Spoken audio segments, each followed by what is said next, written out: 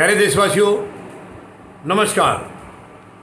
दिल्ली में जहांगीरपुरी में जो झगड़ा हुआ था, जो दंगा हुआ था, 16 अप्रैल को हनुमान जयंती की जो शोभा यात्रा निकाली जा रही थी, उस दौरान जो दंगा हुआ था, उसकी कुछ तस्वीर अब और साफ़ हुई है।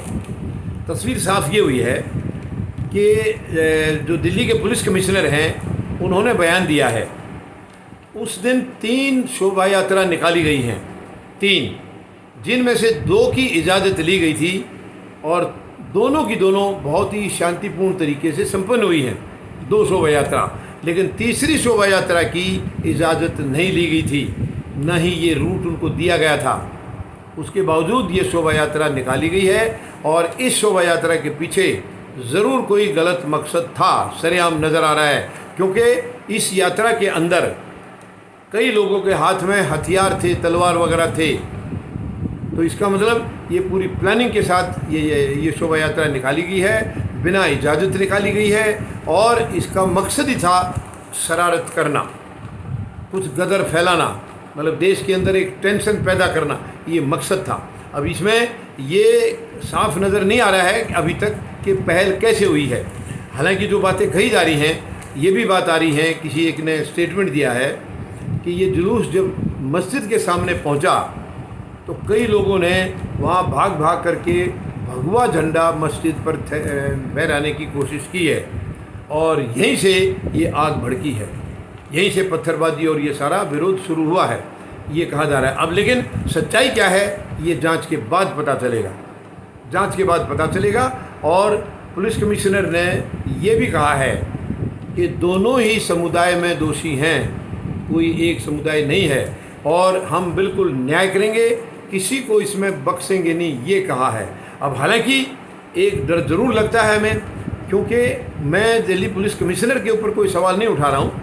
हो सकता है उनकी भावना ये कह रही होगी कि इसमें इंसाफ होना चाहिए, लेकिन वो कितना कर पाएंगे इंडिपेंडेंटली, ये थोड़ा सा मुझे संदेह है।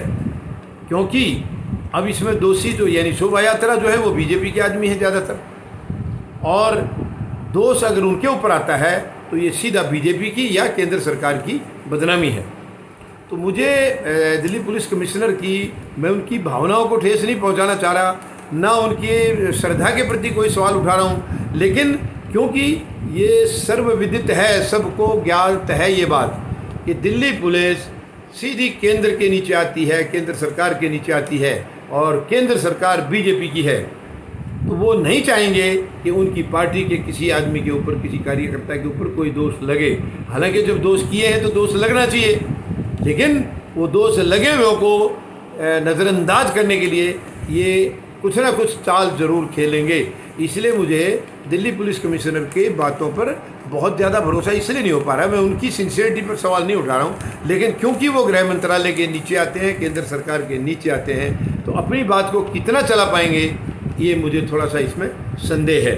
बाकी ये जांच का विषय है और जैसे जैसे अभी जांच हो जाएगी उसमें सारा दूध का दूध, पानी का पानी आ जाएगा, ऐसा मुझे पूरा भरोसा है।